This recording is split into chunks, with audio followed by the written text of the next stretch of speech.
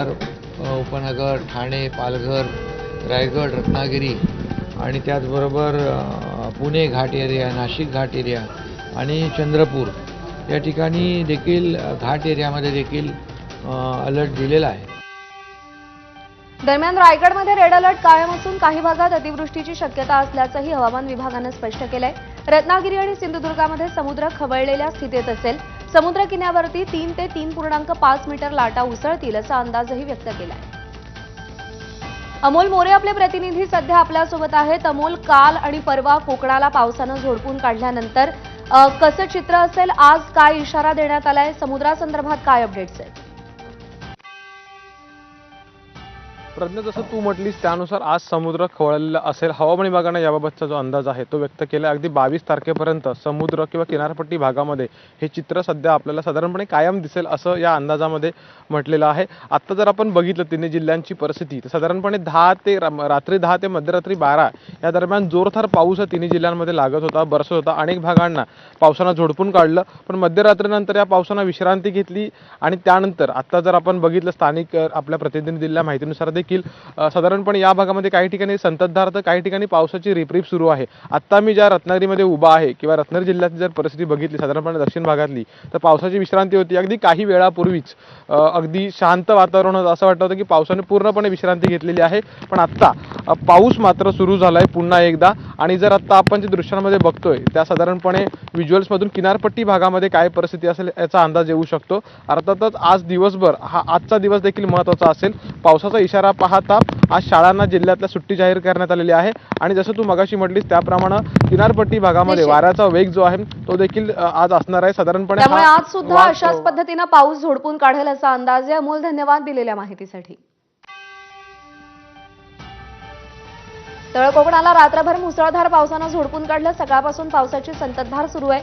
किनारपट्टी भागात वाऱ्याचा वेग वाढला असून 3 ते 3.5 मीटर उंचीच्या लाटा उसळण्याचा अंदाज असल्यानं मच्छीमारांनी समुद्रात मासेमारीसाठी जाऊ नये असं आवाहन प्रशासनाकडून केलं जात आहे. सह्याद्रीच्या पट्ट्यात झालेल्या मुसळधार पावसामुळे कर्ली नदीवरच्या दुकानवाड भागातील 3 पूल पाण्याखाली गेलेत. आढावा घेतलाय सदाशिव लाड यांनी. अरबी समुद्रात आणि बंगालच्या उपसागरात कमी दाबाचा पट्टा निर्माण झाल्यामुळे कोकण किनारपट्टीवर गेले 2 दिवस मुसळधार पाऊस कोसळत आहे आणि पुढील 2 ते 3 दिवस अशीच परिस्थिती राहील असा अंदाज हवामान विभागाने वर्तवलेला आहे. रात्रीपासूनच जर पाहिलं असेल तर सिंधुदुर्ग जिल्ह्याला मुसळधार पावसाने झोडपून काढलेलं आहे आणि त्यामुळे सिंधुदुर्ग जिल्ह्यातील कुडाळमधील कर्ली नदी काठचे 3 पुलं जी आहेत ती पाण्याखाली आहेत आणि त्यामुळे 8 ते 10 गावांचा संपर्क तुटलेला आहे. आज देखील जिल्ह्यात मुसळधार पाऊस कोसळणार असल्याचा अंदाज हवामान विभागाने व्यक्त केलेला आहे आणि त्या अनुषंगाने जिल्ह्यातील नागरिकांना प्रशासनाने सतर्कतेचा इशारा दिलेला आहे. त्यामुळे एकंदरीत जर पाहिलं असेल तर जिल्ह्यात आज मुसळधार पाऊस कोसळणार असल्याचा अंदाज जो आहे तो हवामान विभागाने केलेला पाहायला मिळतोय. कॅमेरा पर्सन परेशसह सदाशिव लाड, एबीपी माझा, कुडाळ, सिंधुदुर्ग. रायगड जिल्ह्याला मुसळधार पावसानं झोडपल्यानंतर जिल्ह्यातील अनेक नद्या दुथडी भरून वाहत आहेत. अंबा नदीनं धोका पातळी ओलांडली आहे. सावित्री आणि पाताळगंगा नद्या इशारा पातळीवर आहेत तर कुंडलिका नदीनं इशारा पातळी ओलांडली आहे. पुण्यातील खडकवासला धरणातून 35,000 क्युसेकनं मुळामुठा नदीपात्रात पाण्याचा विसर्ग केला जातोय.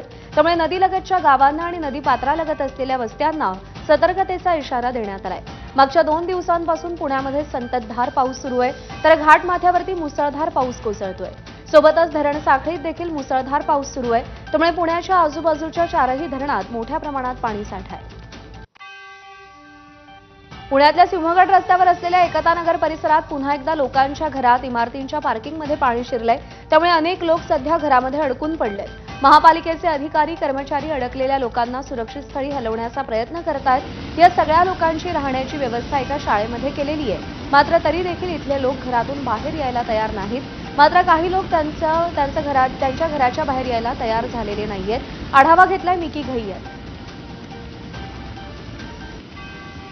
पुणे शहरात आज सकाळपासून पावसाची संततधार सुरू होती.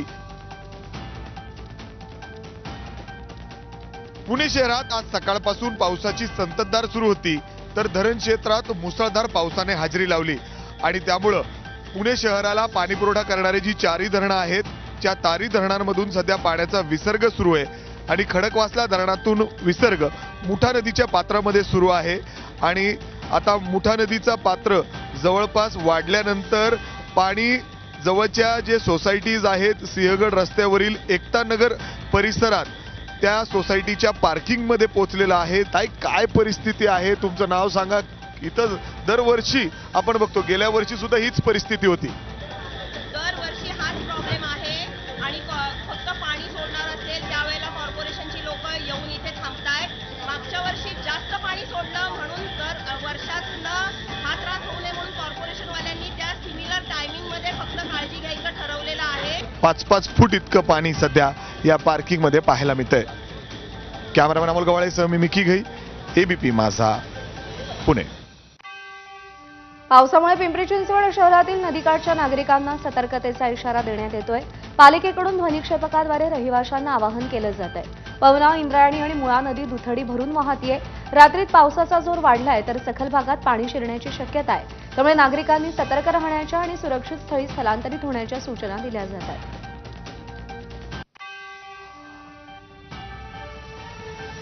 कृष्णा नदीची पाणी पातळी झपाट्यानं वाढून 33 फुटांवर पोहोचली. त्यामुळे सांगलीमध्ये कृष्णा नदीकाठच्या भागातील नागरिकांचं रात्रीपासून स्थलांतर सुरू आहे.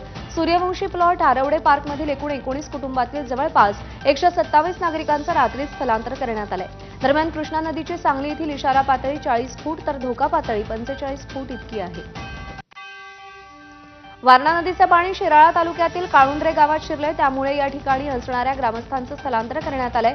वारणेच्या पाणी पातळीत होणारी वाढ लक्षात घेता खबरदारीचा उपाय म्हणून नदीकाठी राहणाऱ्या ग्रामस्थांना स्थलांतरित होण्याच्या सूचना देण्यात आल्यात. चांदोली धरण पाणलोट क्षेत्रामध्ये अतिवृष्टी सुरूच आहे. त्यामुळे चांदोली धरणातून 30,630 क्युसेक पाण्याचा विसर्ग करण्यात येतोय. त्यामुळे वारणा नदीला देखील पूर आलाय. कोल्हापुरातून महत्त्वाची बातमी. पंचगंगा नदीनं यंदाच्या पावसाळ्यात पहिल्यांदाच इशारा पातळी गाठली आहे. तर जिल्ह्यातील 85 बंधारे पाण्याखाली गेले. दिलासादायक बाब म्हणजे राधानगरी धरणाचे 7 पैकी 5 स्वयंचलित दरवाजे बंद झालेत. प्रशासनाकडून नागरिकांना सतर्क राहण्याचं आवाहन करण्यात आलंय. यंदाच्या पावसाळ्यामध्ये पंचगंगा नदीनं पहिल्यांदाच इशारा पातळी आहे ती गाठलेली आहे आणि सध्याच्या घडीला पंचगंगा नदीची पाण्याची पातळी जर आपण बघितली तर 39 फूट 5 इंच इतकी पंचगंगा नदीची पाण्याची पातळी आहे आणि कोल्हापूर जिल्ह्यातील 85 बंधारे हे पूर्णपणे पाण्याखाली गेलेले आहेत. आपण बघतोय की पंचगंगा नदीचं हे पात्र किती विस्तीर्ण झालेलं आहे. दिलासादायक गोष्ट म्हणजे राधानगरी धरणाचे जे स्वयंचलित दरवाजे 7 उघडले गेले होते ते पहाटे 5 वाजेपर्यंत त्यातील 5 दरवाजे आहेत ते पूर्णपणे बंद झालेले आहेत. केवळ 2 दरवाजामधून भोगावती नदीपात्रामध्ये पंचगंगा नदीच्या पाण्याचा धरणाचा विसर्ग आहे तो या ठिकाणी सुरू आहे आणि त्यामुळे नागरिकांना कुठेही पॅनिक होण्याची गरज नाही, घाबरून जाण्याची गरज नाही. कारण पंचगंगा नदीच्या पाण्याच्या पातळीमध्ये संत गतीनं वाढ होत आहे. त्यामुळे जिल्हा प्रशासन वेळोवेळी या संदर्भातली माहिती देतं. ती माहिती त्याचं काटेकोरपणे पालन हे कोल्हापूरकरांनी करावं. त्यामुळे वेळोवेळी जिल्हा प्रशासन जे अपडेट देतं, जी माहिती देतं, ज्या सूचना देतं त्या सूचनांचं काटेकोरपणे पालन करणं हे खूप गरजेचं आहे. कॅमेरामॅन निलेश शेवाळेसह विजय केसरकर, एबीपी माझा, कोल्हापूर. उजनी धरणाच्या सांडव्यावरून भीमा नदी पात्रात पूर नियंत्रणासाठी सोडण्यात आलेल्या विसर्गामध्ये वाढ झाली आहे. 75,000 क्युसेकनं पाण्याचा विसर्ग सुरू आहे. या विसर्गामध्ये आवश्यकतेनुसार वाढ होण्याची शक्यता आहे. तर नदीपात्रात कोणीही उतरू नये आणि नदीपात्र परिसरातील जनावरं असल्यास तात्काळ हलवण्यात यावीत. उजनी धरण व्यवस्थापन विभागानं नागरिकांना असं आवाहन केलंय. अमरावतीतील तिवसा तालुक्यातील तळेगाव ठाकूर गावाला पूरस्थिती आपल्याला तिथे पाहायला मिळतेय. संततधार पावसामुळे तलाठी कार्यालय, अंगणवाडी आणि अनेक गोठ्यांमध्ये पाणी शिरलंय. तर दुसरीकडे ब्राह्मणवाडा परिसरामध्ये ढगफुटी सदृश पाऊस झालाय. पावसामुळे संपूर्ण परिसर जलमय झाला असून चालू असलेल्या पीडब्ल्यूडीच्या अर्धवट कामामुळे संपूर्ण पाणी हे गावात लोकांच्या घरात शिरल्याचं दिसतंय. राज्यातल्या बहुतांश भागात आजपासून पावसाचा जोर ओसरण्याची शक्यता आहे. मुंबई शहरात दुपारपर्यंत मध्यम ते जोरदार पावसाच्या सरींची शक्यता आहे. पालघर आणि नाशिक जिल्ह्यातील घाट परिसरात मुसळधार पावसाची शक्यता वर्तवली जाते. कोकणातही पावसाचा जोर काहीसा कमी होण्याची शक्यता वर्तवण्यात आलेली आहे.